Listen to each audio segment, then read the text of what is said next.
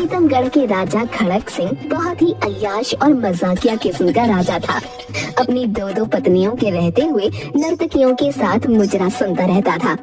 इसका फायदा डाकुओं के सरदार चंपत सिंह ने उठाया। वो धीरे धीरे सरताजपुर गांव का लगान वसूल कर राजा को देने लगा। कुछ ही सालों में चंपत सिंह इतना मजबूत हो गया कि राजा भी उससे डरने लगे। वो मनमाना लगान वसूलने लगा। एक दिन, पिताजी, हम लोग दिन रात कड़ी मेहनत करके कमाते हैं और डाकू चंपत सिंह के आदमी हमारा धन छीन कर ले जाते हैं। अरे बेटा, हम लोग गरीब पंडित हैं, हमें तो पूजा करवा कर अपना पेट भरना है, हमें राजनीति से क्या लेना देना। नहीं पिताजी, हमारा काम हमारे धर्म की रक्षा करना भी है। इस बार हम लोग कोई कर नहीं देंगे। हाँ नहीं बेटा, डाकू लोग बहुत ही बुरे लोग हैं। उनका काम ही लूट, हत्या और छीना चोरी है। इन लोगों से पंगा नहीं ले सकते। नहीं माँ, हमें आवाज उठानी ही पड़ेगी। कब तक हम गुलाम बनकर रहेंगे बताओ। तभी जगीरा लगान वसूलने ज्ञानचंद के पड़ोसी रतन के पास पहुंचा। क्यों रे रतन, पिछली 2 बार से तुम्हारे बेटे की तबीयत खराब है का बहाना बनाकर लगान नहीं दे रहा है? इस बार कोई बहाना नहीं चलेगा। आप सही कह रहे हैं, लेकिन मेरा बेटा बंकू सही में बीमार है और इस बार भी लगान नहीं चुका पाऊंगा। रतन, मैं कुछ नहीं जानता कि तुम और तुम्हारे परिवार का क्या होगा।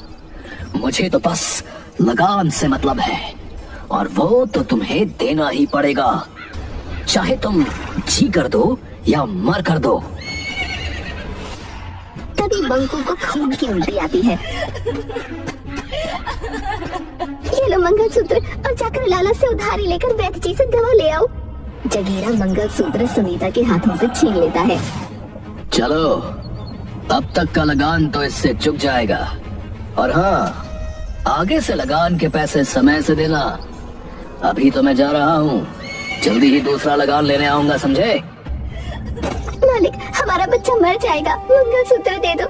ये मेरी सुहाग की आखिरी निशानी बची थी। मैं नहीं जानता कि कैसे क्या करोगे, हमें लगान मिल गया बस। क्या हुआ बे? एक लगान वसूलने में इतनी देरी लगाएगा तो पूरे गांव का लगान लेते लेते साल बीत जाएगा। सरदार, उसका बच्चा बीमार है और बोल रही है कि मंगलसूत्र इसके सुहाग की निशानी है। मेरा पैर पकड़े हुई है। तो तुम देख क्या रहे हो? मारो 1 लाख। इन सुअरों को जितना आजादी दोगे उतना ये सर पर चढ़कर नाचेंगे। अगर पैसे नहीं है तो सुंदर काया तो है ना, कहो कि शाम को हवेली पर चली आएगी, लगान माफ कर देंगे। बंकू एक पत्थर उठाकर चंपत सिंह को मारता है। कुत्ते, मेरी माँ को गाली देता है, मैं तुम्हें नहीं छोड़ूंगा। पत्थर जाकर सीधा चंपत सिंह के सीने में लगता है। जगीरा सुनीता को जोर से एक लात मारता है और बंकू को उठाकर वहीं पटक देता है। बंकू एक बार फिर खून की उल्टी करता है। माफी मालिक, माफी। बच्चा है, माँ के बारे में गंदी बात सुनकर तैश में आ गया मालिक। इस हरामजादे की इतनी हिम्मत कि सरदार पर पत्थर चलाया। इसको जिंदा रहने का कोई हक नहीं है। मालिक, अपना बच्चा समझकर छोड़ दीजिए मालिक, मेरे घर का इकलौता दीपक बुझ जाएगा। ठीक है, जगीरा, छोड़ दो उसको। इसे ले चल उठाकर हवेली पे। दीपू का खून खौल जाता है।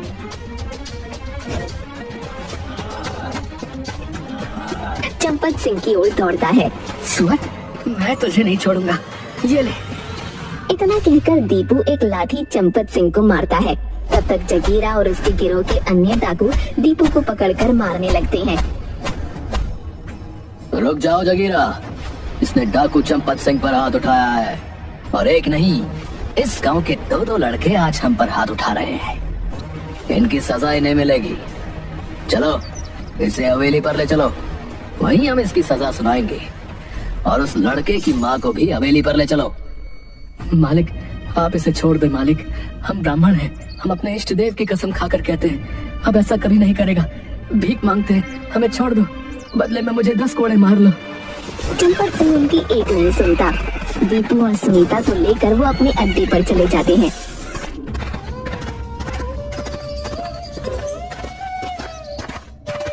इधर ज्ञानचंद और रतन राजा खड़क सिंह के पास पहुंचकर, महाराज की जय हो, मैं सरताजपुर गांव का एक दरिद्र ब्राह्मण हूँ।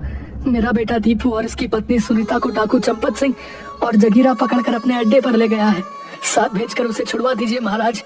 हाँ महाराज, मैं एक किसान हूँ। मेरा बेटा बहुत दिनों से बीमार है। मेरी पत्नी को जगीरा और चंपत सिंह उठा कर ले गए हैं। उसे वापस करवा दो महाराज। क्या कहा? डाकू चंपत सिंह? देखो, तुम तो जानते ही हो कि डाकू चंपत सिंह से हमारी सेना भी डरती है। इस मामले में मैं तुम लोगों की कोई मदद नहीं कर सकता। अगर कुछ किया तो वो मेरा तख्ता पलट कर सकता है भाई। बेहतर होगा कि तुम लोग चंपत सिंह के पास ही जाओ, शायद उसे दया आ जाए। इधर डाकू चंपत सिंह के अड्डे पर जगीरा, अरे इस लड़के को पहाड़ी पर ले जाकर नदी में फेंक दे और सुनीता को कल सुबह इसके गांव पर छोड़ाना। आज ये मेरे साथ रहेगी। जगीरा दीपू को ले जाकर पहाड़ी से नीचे नदी में फेंक देता है। नदी में गिरते ही दीपू बेहोश हो जाता है और रात भर बहते बहते एक अनजान जंगल के किनारे पत्थर से टकराकर रुक जाता है। तभी एक महान तपस्वी देवराज की नजर उस पर पड़ती है और वो दीपू को अपनी कुटिया में ले जाकर उपचार करते हैं। कुछ ही देर में दीपू को होश आ जाता है। मैं कहाँ हूँ?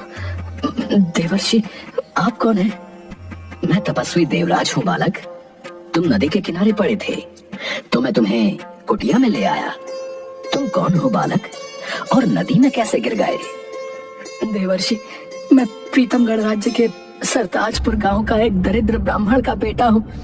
हमारे राजा खड़क सिंह हैं, लेकिन डाकू चंपत सिंह का आतंक हमारे गांव पर है। उसने हम सभी गांव वासियों का जीना हराम करके रखा है। दीपू तपस्वी देवराज को सारी बात बताता है। दीपू, तुमने एक निर्भीक ब्राह्मण का कर्तव्य निभाया है। हम तुम्हें वरदान देते हैं कि अन्याय के खिलाफ तुम जो भी काम करोगे उसमें सामने वाले की आधी ताकत तुम्हारे अंदर आ जाएगी।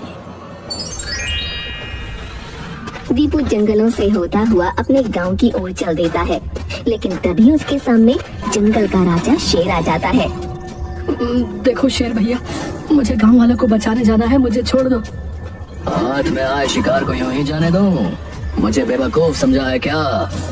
देखो भैया, ऐसे ही मैं बहुत गुस्से में हूँ, और गुस्सा नहीं दिलवा, बता रहा हूँ, नहीं तो तुम्हारे लिए ठीक नहीं होगा। अच्छा, चूहे को भी गुस्सा आता है? तुमने एक शेर को ललकारा है, अब देख तुम्हें कैसे मैं चट कर जाता हूँ, देख। शेर पूरी ताकत से दीपू के ऊपर छलांग मार देता है, लेकिन दीपू पहले से ही चौकन्ना था और पूरी ताकत से अपने मुक्के को शेर के जबड़े पर दे मारता है। शेर की आधी शक्ति दीपू में आ गई थी, इसलिए शेर कुछ दूर जाकर गिरता है। शेर की दहाड़ से पूरे जंगल के जानवर इकट्ठा हो जाते हैं। दोनों में भयंकर लड़ाई शुरू हो जाती है।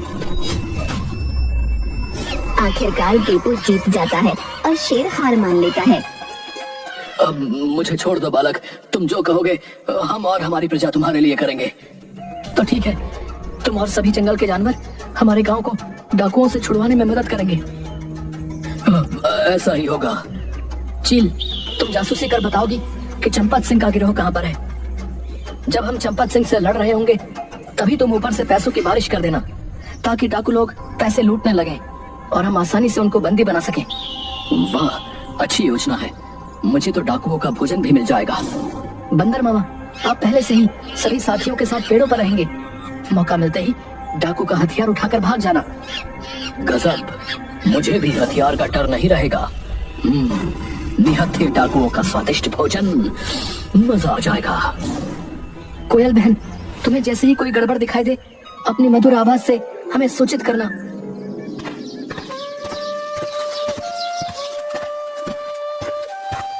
अरे मेरा बेटा, जिंदा है तू?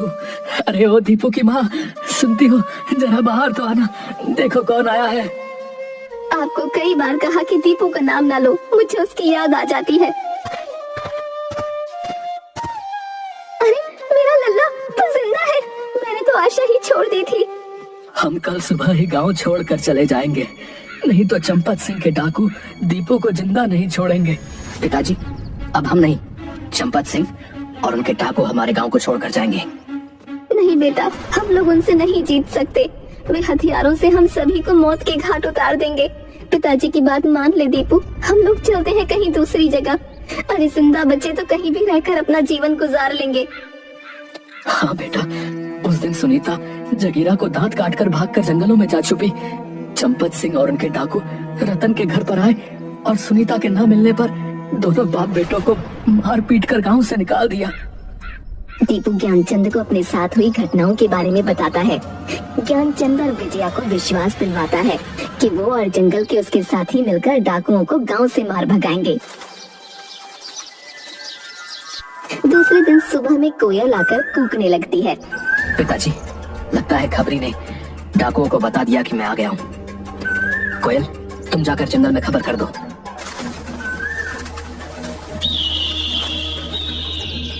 तभी चील आकर बताता है कि चंपत सिंह अपने सभी डाकुओं के साथ गांव की तरफ आ रहा है।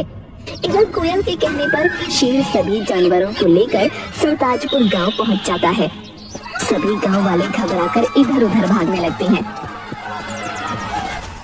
गाँव वासियों, जंगल से ये जानवर हमारी मदद के लिए आए हैं। आप लोग घबराए नहीं, अपने अपने घरों में सुरक्षित रहें। बोलो बालक, अब हमें क्या करना है?